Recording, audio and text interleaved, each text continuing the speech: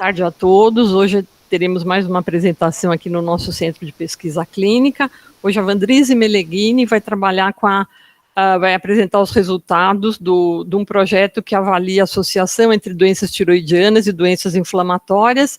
A Vandrise é nossa pós-doc e já tem bastante dados nessa área que a gente vai apresentar para vocês hoje. Bem-vinda, Vandrise. Obrigada, boa tarde a todos. Obrigada, professora. Eu vou fazer o compartilhamento, então, agora aqui da tela. Então, como a professora Isabela falou, meu nome é Vandrise, eu sou doutora em Educação Física pela Universidade Federal de Santa Catarina. Eu estou fazendo pós-doutorado já tem quase 3 anos, e dentro do projeto, né, do pós-doutorado, a gente tem investigado, então, os autoanticorpos peroxidases da tireoide, o TPO-B, ou a TPO, eu devo usar essas duas siglas durante a apresentação. Vou falar um pouquinho dos resultados que a gente encontrou com relação aos determinantes, para contextualizar um pouquinho. Depois falar das associações com os desfechos cardiovasculares e com a mortalidade também.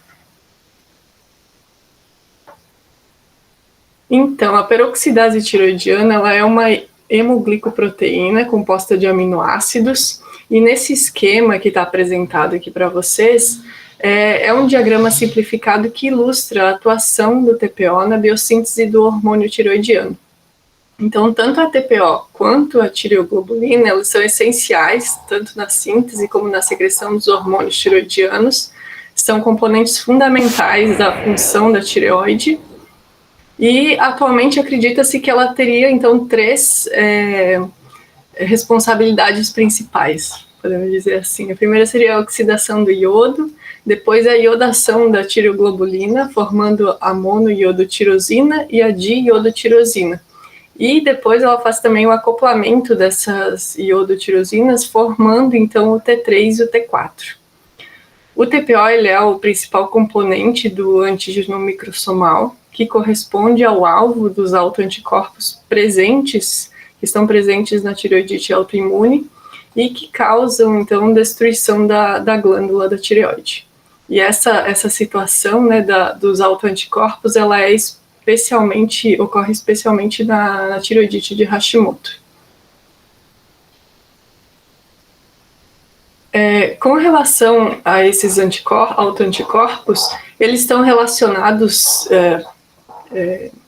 intimamente com o hipotireoidismo, então tanto o hipo pode causar o aumento dos níveis do ATPO, como o ATPO também pode vir a causar, pessoas, né, que tiveram ATPO elevado, principalmente o ATPO positivo, podem vir a ter hipotireoidismo. Ele é um indicador de doença autoimune da tireoide. No entanto, ele também pode ser detectado em pessoas sem doença tireoidiana significativa. É associado a outras doenças autoimunes inflamatórias, como a artrite reumatoide e o lúpus, e também foi encontrado na literatura, diversos estudos trazem o TPO como um marcador de inflamação de baixo grau. Isso porque os estudos têm encontrado uma associação com maior risco cardiometabólico, associada à incidência de hipertensão, pior função endotelial, prevalência e progressão de aterosclerose subclínica. É considerado também um fator de risco para o acidente vascular encefálico cerebral. E ele também foi associado com maior risco de mortalidade por todas as causas, mortalidade cardiovascular e por câncer. Por conta de todo essa literatura, né, envolvendo o TPO-B e dando essa indicação da possível relação dele como um marcador de inflamação, a gente investigou, então, os níveis de TPO-B e também investigou no ELSA Brasil associando com outros desfechos de saúde. Então, no ELSA, eu não vou me falar muito do método, porque já foi falado em outras reuniões. O TPO-B ele foi coletado, então, em jejum, junto com as outras amostras sanguíneas, E os níveis séricos, então, foi coletado nas 3 ondas prévias. A gente utiliza nas avaliações, nas análises dos dados contínuos, avalia a positividade, então compara os dados positivos versus negativo. De acordo, daí essa categorização é dada pelo fabricante dos kits de análise, e tem também as categorias de detectabilidade. Essas são mais recentes e a gente desenvolveu, né, fez essas categorias baseadas no estudo da Corte de Roterdã. O primeiro estudo que eu vou apresentar é o estudo que a gente publicou no início desse ano, que fala dos potenciais determinantes dos autoanticorpos e a sua associação com o risco de mortalidade. Nesse estudo, então, entraram todos os participantes do ELSA que tinham os dados das variáveis analisadas, e na classificação das categorias detectáveis, então, a gente tinha cerca de 5% dos participantes na categoria não detectável, 65% na detectável baixo, 18% detectável alto e 12% na categoria positivo. Nesse estudo, a gente também analisou os potenciais determinantes do TPOB positivo persistente, que foram aqueles participantes que tiveram o TPOB positivo em 2 ou nas 3 ondas. Os potenciais determinantes que foram avaliados foi o sexo, a idade, o índice de massa corporal, a raça autorreferida, o nível educacional, o tabagismo, né, o status de tabagismo e o consumo de álcool. Foram realizados, então, para essa parte, análises univariadas e multivariadas usando a regressão logística binária e a regressão logística multinomial. Nessa figura, nesse gráfico, a gente observa a associação dos fatores, né, com os valores detectáveis do ATPO. E valores detectáveis acima de 5, eles foram agrupados e comparados com os níveis indetectáveis ou não detectáveis. Então, é observado pelas flechinhas vermelhas que o IMC elevado, o sexo feminino e aqueles participantes que relataram ser ex-fumantes ou fumantes atuais, eles foram associados com maiores chances de ter a detectabilidade do ATPO. Por outro lado, a idade mais avançada, a raça autorreferida parda ou negra e o nível educacional intermediário e superior, eles foram associados a menores chances de ter a detectabilidade do ATPO. Essas mesmas variáveis, elas foram associadas tanto com o TPO detectável baixo quanto com o detectável alto nas análises multinomiais. A única exceção foi a idade, que a idade ela foi associada apenas com o detectável baixo. Na figura 3, mostra a análise do TPOB positivo versus negativo. Aqui foi verificado o sexo feminino, foi o associado a maior chance de positividade, e as raças, né, todas as raças que não a branca, elas tiveram menores chances, foram inversamente associadas à positividade do TPOB. A diferença para as análises multinomiais, então, foi que nesse caso, a positividade, ela foi, quando ela foi comparada com os níveis indetectáveis, o consumo de álcool, mais especificamente aqueles participantes que tinham um consumo de álcool excessivo, que apresentaram menores chances de ter níveis positivos de TPOB. No mais, os resultados foram semelhantes.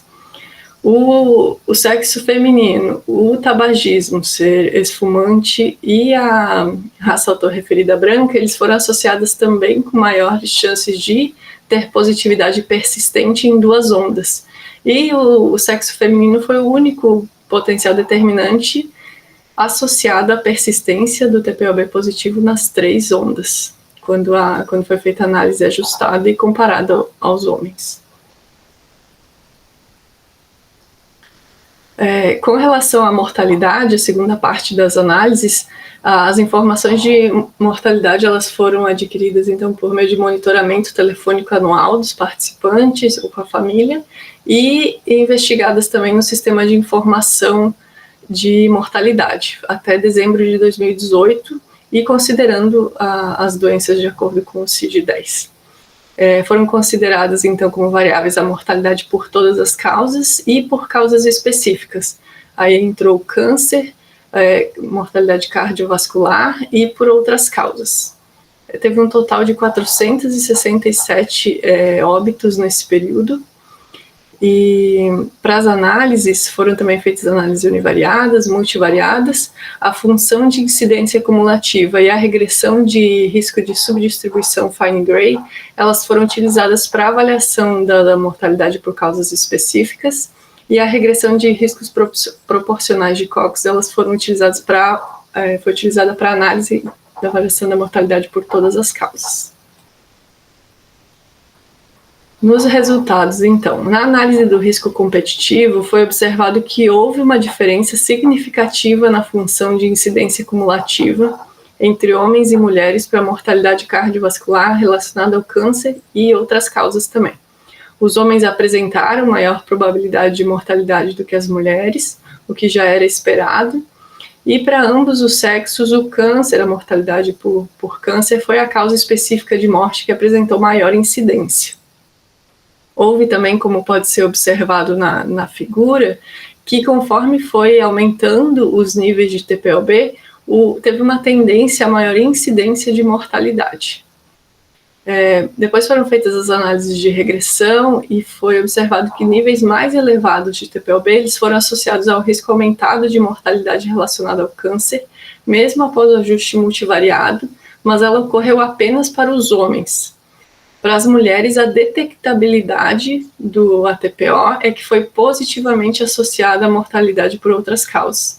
E aí dá para observar que a razão de risco ela é um tanto quanto elevada nesse resultado, mas é porque ela foi influenciada pela ausência de mortalidade entre as mulheres com ATPO indetectável. Também nesses resultados de mortalidade não houve associação entre o TPO-B positivo e persistente com o risco específico ou geral de mortalidade por todas as causas, e também não foi verificada nenhuma associação das categorias do TPO com a mortalidade por todas as causas. Esses resultados que a gente encontrou, eles foram um pouco diferentes do que tinha sido previamente encontrado na Corte de Roterdã. E lá eles encontraram que os níveis elevados do ATPO e a detectabilidade, ela tinha sido associada com a mortalidade cardiovascular e por todas as causas nos homens, o que a gente não encontrou nesse estudo. Eles também encontraram que na amostra geral deles, sem ser estratificada por sexo, o ATPO detectável ele foi associado com maior risco de mortalidade relacionada ao câncer também. E as diferenças nos achados, elas possivelmente se dão por conta das características específicas de cada coorte. Então, a coorte do ELSA seria uma coorte mais jovem, teve uma taxa de mortalidade muito menor do que a taxa do estudo de Roterdã, e o tempo de segmento também foi menor. Foi uma mediana de 8 anos de segmento no ELSA, enquanto que o estudo de Roterdã, por exemplo, foram 10 anos de segmento e tiveram mais de 3.600 óbitos.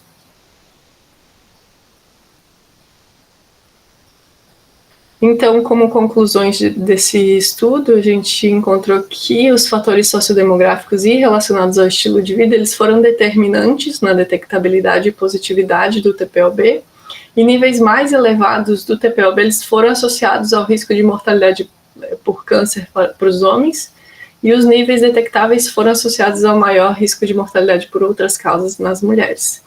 Então, esses achados, eles deram, mesmo que em menor quantidade que o estudo do Roterdã, mas ainda assim nos deram a indicação da importância dos níveis detectáveis, não apenas a positividade do TPO-B, como um possível marcador ali de inflamação e de maior risco de mortalidade.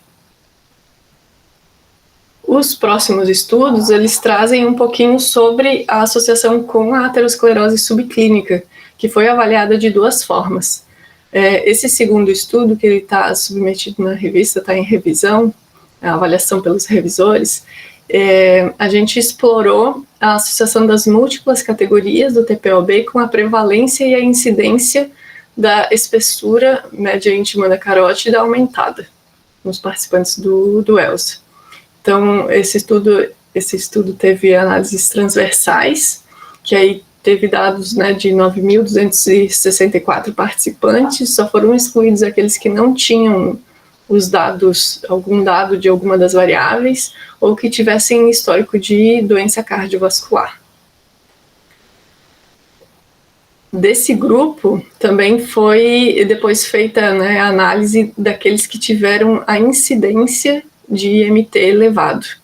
E aí, para isso, tiveram as exclusões pelas perdas, óbitos, aqueles que não fizeram a segunda avaliação do IMT, e aqueles que tinham o IMT prevalente na primeira onda também foram excluídos. Foi um total ali de quase 6.000 participantes. Nesse estudo, as categorias do TPOB, o TPOB foi avaliado nas categorias de detectabilidade e positividade, e a gente avaliou também como uma variável contínua. E o IMT prevalente, ele foi classificado como tendo o IMT maior ou igual a um desvio padrão da média da amostra. E o incidente, então, depois de excluídos os prevalentes, aqueles que tivessem o IMT maior ou igual a um desvio padrão após os 8 anos de acompanhamento. Também foram feitas análises univariadas e multivariadas. A regressão logística binária avaliou a associação com a prevalência de IMT e a regressão de Poisson com a incidência do IMT. A prevalência foi de 14,3% na amostra, enquanto a incidência foi de 16,8%. Após os ajustes, né, na análise da prevalência, que primeiro a gente vê que para a amostra total, as categorias de TPOB detectável baixo, alto e positivo, elas foram positivamente associadas ao IMT prevalente. E essas associações das categorias detectáveis, elas permaneceram, né, foram consistentes quando foram excluídos os participantes com disfunção da tireoide. Então, quando foram incluídos só os eutiroideus. A gente fez análise estratificada por sexo para esse artigo também, e aí foi observado que as associações com a detectabilidade, elas foram estatisticamente associadas com maior chance de IMT prevalente somente para o grupo de mulheres. Com relação à incidência do IMT, não foi encontrada uma associação estatisticamente significativa. Nem quando foi avaliada a amostra toda, nem quando foram avaliados somente os eutiroideus, após os 8 anos de acompanhamento. A discussão e a conclusão do artigo eu vou fazer depois no final, junto com esse, tá? Que esse é o terceiro estudo. No terceiro, ele ainda está a gente ainda está trabalhando nele, está em revisão pelos coautores. Nesse estudo, a gente explorou a associação dos níveis do TPOB com a incidência e a progressão da calcificação da artéria coronariana, ou CAC, nos participantes do ELSA. Então, esse foi um estudo prospectivo que avaliou os dados dos participantes que tinham a avaliação do CAC, que eram apenas aqueles do Centro de Investigação de São Paulo. Então, a amostra inicial era pouco mais de 5.000 participantes, foram excluídos aqueles com dados faltantes ou que tivessem também algum histórico de doença cardiovascular, e a amostra final, então, foi para análise de incidência, foi 2.290 participantes, e a de progressão foram 723 participantes.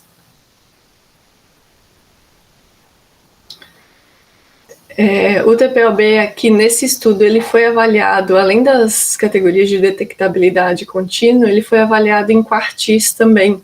Isso porque, como a amostra era um pouco reduzida, a as categorias, a distribuição dos participantes dentro dessas categorias de detectabilidade, elas poderiam estar influenciando nos resultados. Então, a gente resolveu apresentar ela das duas formas, para melhorar a análise, né? O CAC incidente foi considerado aqueles participantes que tinham um CAC igual a 0 no baseline e CAC maior ou igual a 1 no follow-up. E a progressão do CAC ela foi avaliada de 4 formas. São 4 equações diferentes. As 2 primeiras, de Ronkenson e Berry, elas são categóricas, e os outros 2 métodos são contínuos. Então, a gente utilizou a regressão de Cox para avaliar a associação com a incidência do CAC, a regressão logística binária e a regressão linear para avaliar a progressão. Nesse caso, então, 14,5% dos participantes tinham incidência de CAC maior que 0, e a progressão ali variou de 45,4% a 60% da amostra, dependendo a equação. Nos resultados, então, quando avaliada a amostra completa, foi verificado que o terceiro e o quarto quartis do TPO-B eles foram associados ao maior risco de incidência do CAC maior que 0, mesmo após o ajuste para as variáveis de confusão e as variáveis de função tiroidiana, que são as flechinhas vermelhas. Na análise para os indivíduos sem disfunção da tireoide, além dessas associações com os quartis ela ter permanecido associada, ainda os níveis positivos do TPO-B, quando comparado com a categoria de detectabilidade baixa, e os níveis, a variável contínua, eles foram associados também positivamente à incidência de CAC, reforçando então o papel do TPO-B no CAC, na incidência de CAC, independente da função tireoidiana.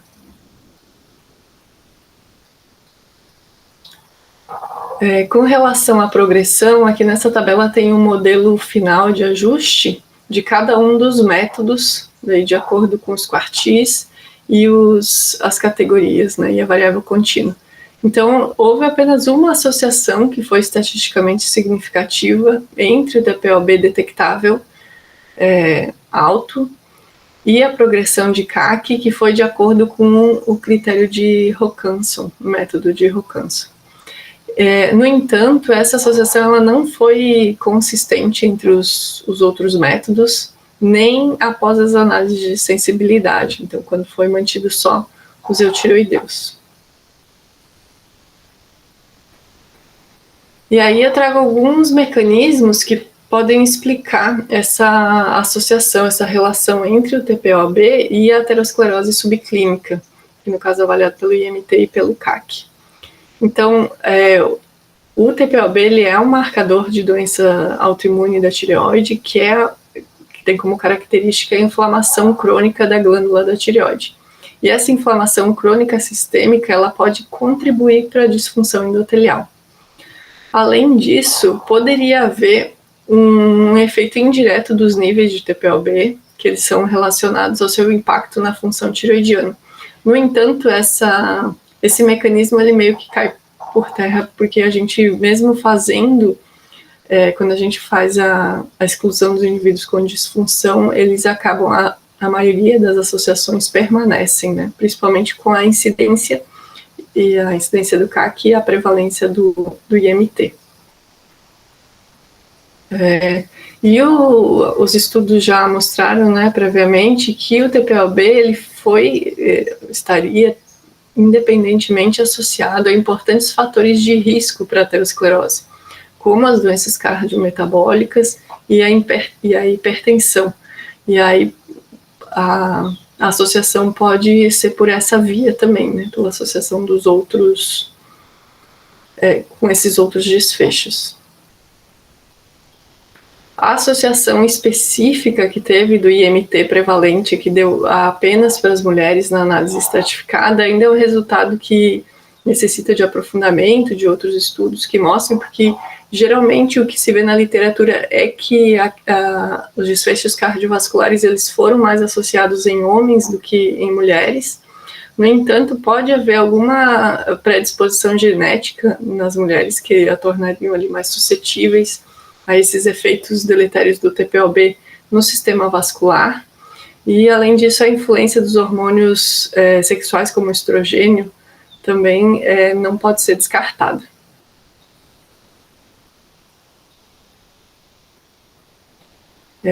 Por fim, as conclusões relacionadas a esses estudos de associação com a aterosclerose subclínica, então, foi que diferentes níveis do TPOB, incluindo sua detectabilidade, eles foram associados à prevalência do IMT elevado, e os indivíduos com os níveis elevados de TPOB, com a variável dos quartis e mesmo uma categoria positiva e os níveis contínuos, eles apresentaram maior risco de ter CAC maior que 0 após 5 anos de acompanhamento.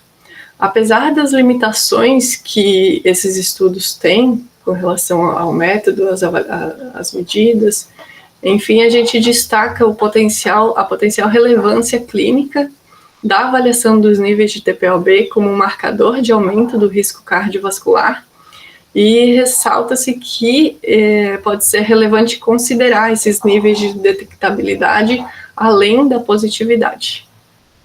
Então, nos próximos passos, nas análises, a gente pretende, então, aprofundar essas análises de mortalidade, de aterosclerose subclínica, incluindo agora os outros anticorpos das outras doenças inflamatórias autoimunes, e o diagnóstico das doenças também, como a artrite reumatoide, o lúpus, e dessa forma ver, né, como é que é essa coexistência das doenças e com o TPOB, e se os anticorpos, os autoanticorpos, eles contribuiriam de alguma forma para o aumento do risco da mortalidade e de aterosclerose subclínica nesses participantes.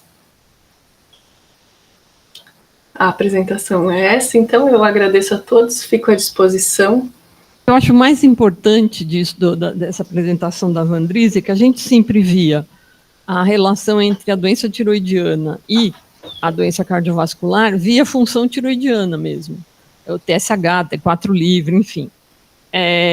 Tem muitos resultados mostrando isso e tem resultados negativos também, como sempre, ou seja, é um dado ainda que vai precisar ser confirmado em longo prazo. Mas uma ideia que esse artigo do Rotterdam Study levantou é que, na verdade, pode haver o papel da autoimunidade como sendo a causa, talvez, dessa relação entre a doença tiroidiana e a doença cardiovascular, né?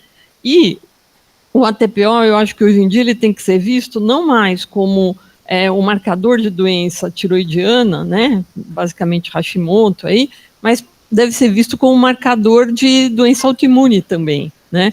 Uma vez que em muitas dessas outras doenças autoimunes, artrite reumatoide e lúpus, muitas vezes a gente tem uma prevalência aumentada de ATPO e até de doença tiroidiana, né? Então, acho que essa é a linha que a gente vai continuar seguindo, né, nas próximas. Vamos ver aí como é que fica essa associação de duas doenças autoimunes, da disfunção tiroidiana mais alguma das outras aí, e se isso aumenta ou não o risco de mortalidade em longo prazo, né? Eu acho que esse é um ponto importante aí. A gente achava... E outra coisa é assim, né, você tem os fatores de risco, e você, por exemplo, o ATPO era positivo ou negativo, acima de maior ou igual a 35 era positivo. E aí é que as pessoas pensavam que poderia haver um risco, né? E o que o estudo do Rotterdam mostra é que o ATPO detectável já pode ser um fator de risco, mais importante até do que o positivo, já que o número de pessoas que tem o ATPO com detectabilidade baixa é maior do que o número de pessoas que têm um ATPO positivo. Então, eu acho que é essa coisa de você enxergar, você acha que tudo acontece de um determinado jeito e, na verdade, você acaba descobrindo outras vias que podem explicar a associação, né? E que não eram sabidas ou não foram pensadas antes.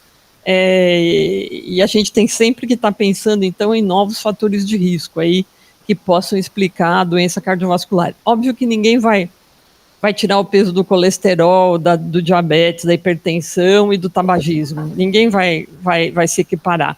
mas a gente tem todos os outros fatores de risco, que são uma infinidade deles, que vão ser responsáveis por um pequeno aumento do risco. É isso que a gente vai ter que tentar descobrir nos próximos anos, porque os mais fáceis a gente já descobriu.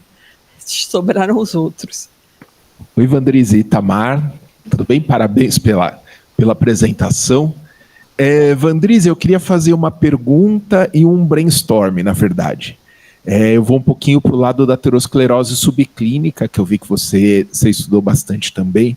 Eu queria que você falasse um pouquinho sobre a progressão do CAC, aqueles 2 métodos que você comparou, né? Eu não me lembro agora o nome dos 2 autores, mas se tiver, assim, pelo menos qual que é a ideia de cada um, se eles veem coisas muito diferentes ou não. Né?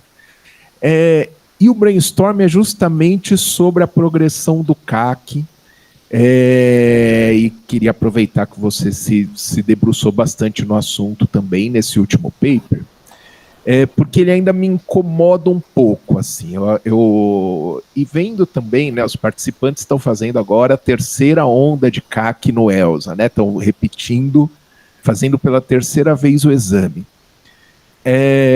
A gente vê aumentos muito grandes no valor do CAC, né, que eu não sei se isso é um processo homogêneo. Pelo seguinte, quando a gente vê o IMT, né, pensando do ponto de vista fisiopatológico, é uma evolução mais linear, no seguinte sentido, você vai aumentando a espessura, num determinado momento você tem a formação de uma placa, né, de tal forma que você consegue, vamos dizer assim, ao longo do tempo, vendo como aquela imagem progride, ter uma ideia bastante clara de como está evoluindo a aterosclerose ali. Para o CAC, não. A placa já está lá quando a gente detecta, então a gente vai ter pessoas com CAC 0 que tem placa, mas não estão calcificadas. E o aumento do valor do score, eu posso ter também simplesmente depositando mais cálcio numa placa que ou não cresceu ou cresceu muito pouco. Né? Então, não necessariamente o aumento do score reflete na sua totalidade um aumento do grau de aterosclerose. A hora que a gente faz a leitura do CAC, é possível também ver o CAC por segmento. E aí, esse é o brainstorm, né? Será que a gente deveria olhar a progressão do CAC como a gente está vendo agora, né, pegando o valor total e vendo quanto aumentou? Ou será que a gente deveria procurar a incidência de CAC maior que 0 por segmento? Porque aí, um lugar que não tinha cálcio e passou a ter cálcio, talvez seja mais informativo do que o aumento do valor. E aí eu queria saber se por acaso em algum dos papers você viu essa discussão, ou se algum dos papers usou essa definição de ver o cálcio por segmento arterial, que talvez ajude um pouco a trabalhar essa ideia da progressão do CAC. A gente vem trabalhando bastante com a incidência, né, mas a progressão talvez, eu tenho um pouco de receio que ela seja mais heterogênea do que a gente olha à primeira vista. Obrigado. Oi, professora Itamar, tudo bom? Obrigada pelo brainstorm ali, pela pergunta. Então, com relação aos métodos, o método de Roncanson, que é um dos categóricos, ele faz a avaliação, a raiz quadrada do CAC, do follow-up, menos a raiz quadrada do baseline. E aí os valores maiores que 2,5, eles são considerados como uma progressão, categorizado como progressão, né? Progressão sim. O método do Berry, ele faz uma classificação um pouco diferente. Então, para aqueles indivíduos que têm o CAC baseline, que é o CAC maior que... aqueles que têm o CAC do baseline menor ou igual a 100, ele faz CAC follow-up menos baseline, e aqueles que tiveram um aumento ali maior que 10 unidades de Agagston por ano, é considerado como progressão. E se eles têm o CAC baseline maior do que 100, ele aí considera que precisa de um aumento de 10% por ano para ser considerado como progressão. Então, essas seriam as duas formas. Eu utilizei eles porque eles parecem que são bastante utilizados na literatura, então a gente conseguiu observar de diversas formas, diversos ângulos, porque o que dá a entender mesmo é que não tem um método que seria melhor do que o outro, né? Com relação às análises aos artigos, terem as avaliações de CAC nos artigos com o TPO-B, são pouquíssimos estudos que tem. Assim, eu vasculhei muito a literatura para tentar achar alguma coisa. Tem 2 artigos só que citam a avaliação do CAC e para fazer associação com os anticorpos, o ATPO.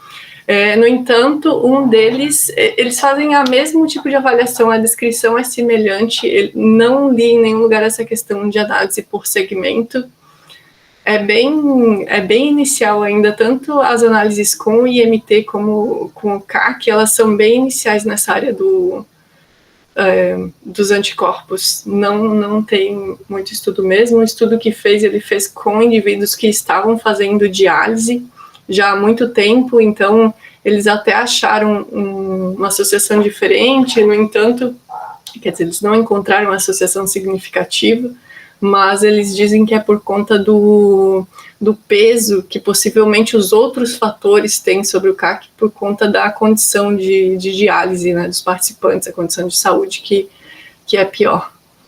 Então eu fico te devendo com relação a essa análise de segmento, mas eu vou prestar atenção agora nos próximos estudos e se eu encontrar alguma coisa, eu me comunico contigo. O Juliano fez uma pergunta. Oi, gente, boa tarde, tudo bom? Oi, Vandrizi. Na verdade, eu entrei para te ajudar aí meio na história do CAC. Tudo bom, Itamar? Como é que tá? Itamar, eu acho que você tem total razão nisso com relação à história da progressão do CAC. Mas desde o CAC é muito clara para a gente, ou é 0 maior que 0 e a gente consegue achar assim, associações robustas, né, com os fatores de risco.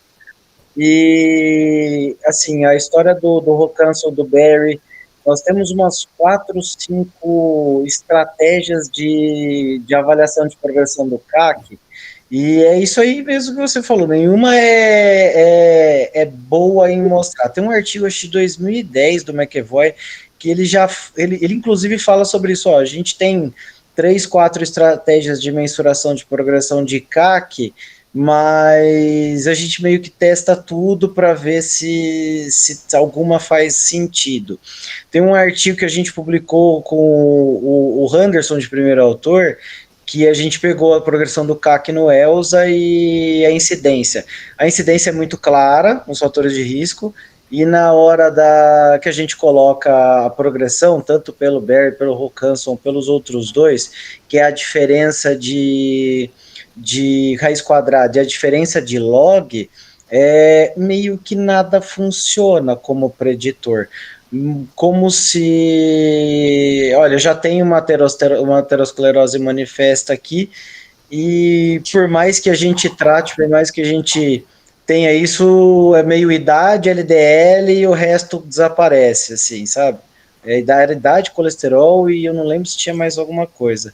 Então, eu compartilho contigo do incômodo da progressão de CAC, e a gente acaba usando esses scores porque é o que tem na literatura que vem sendo testado.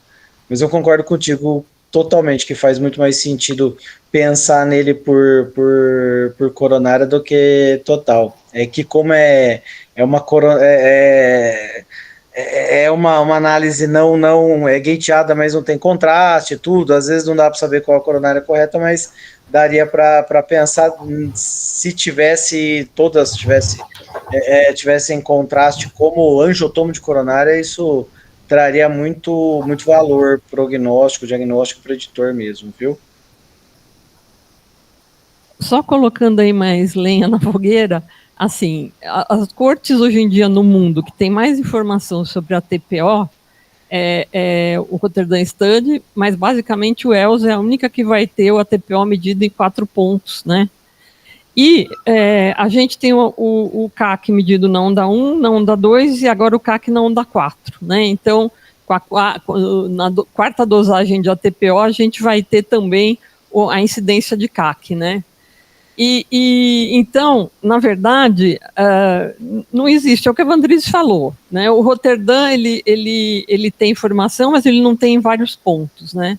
Então, a gente tem aí o dever de criar jeitos novos, né, de avaliar essa questão com o CAC, incluindo essa da gente avaliar pelos segmentos, que é uma coisa que ninguém fez, e outra coisa, ninguém tem, né? O Rotterdam Study, que eu me lembro, ele não tem CAC, ele deve ter algum ponto, mas ele não sei se bate com as cortes que tem dados de função tiroidiana. Então, acho que é uma coisa que a gente pode explorar nos próximos artigos aí, né? Explorar, se mesmo nesse que a Vandris a gente está fechando agora, né? Esse do CAC, do ATPO e CAC, se não vale a pena a gente analisar também os segmentos e acrescentar isso como parte da análise. Porque, assim, só nós, basicamente, temos essa informação seriada. Então, cabe a gente descobrir formas novas de discutir as coisas. A gente sabe que os progressores, é o que o Juliano falou, de progressão é tudo meio nebuloso, né? Não tem nenhum método que seja o definitivo. Mas eu acho que uma coisa que a gente poderia fazer interessante é ver por segmento mesmo. E só a gente vai ter condição de fazer isso atualmente, né? Não vai ter nenhuma corte que tem função tiroidiana e ATPO em 3 pontos, com CAC nos 3 pontos. Então, eu acho que não sei se você quer sugerir mais alguma coisa, Juliano, por favor. Acho que é isso mesmo, professor. É exatamente isso. É tudo meio nebuloso na progressão. Seria bem interessante mesmo fazer isso. Até mandei mensagem para o Márcio aqui. Então, tá bom. Eu acho que, Vandrise, fica essa da gente ver nesse paper que a gente está fazendo agora, fazer a incidência por segmento, né? E ver o que acontece, se isso vai ser um bom marcador para a gente ou não. E ver até, por exemplo, se tem segmentos que são mais importantes que outros, enfim. São coisas que a gente nunca explorou e que ninguém nunca explorou. Então, acho que é uma excelente lição de casa para a gente tocar aí, né? Sim, com certeza. Mais perguntas, gente?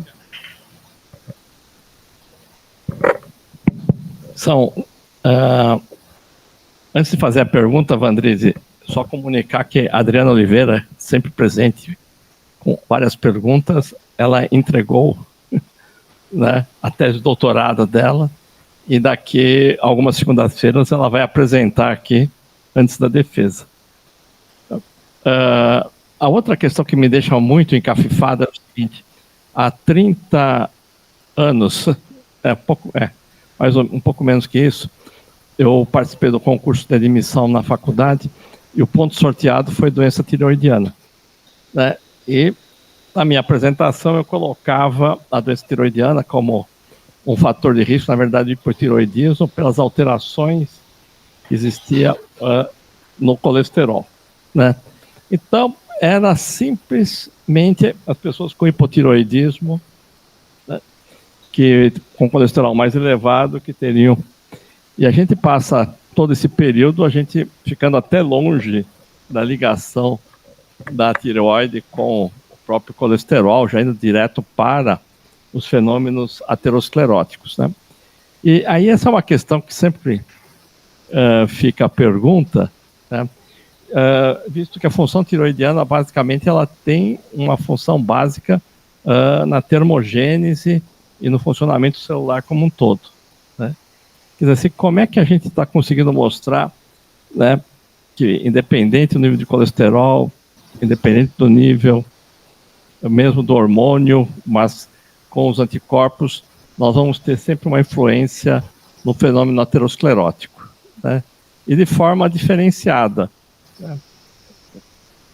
Seja só na calcificação, seja na formação de nas placas no IMT. Essa é uma questão que eu acho que fascinante aí, para a gente conseguir entender, né, como é que essas associações e qual o significado dela em termos gerais, né, para o funcionamento do... Quer dizer, isso está acontecendo porque teve alguma vantagem antes, né, que se tornou em desvantagem, né? Essa é uma questão que a gente precisava entender, quer dizer, quais foram as vantagens anteriores, né, que agora se tornaram em problemas.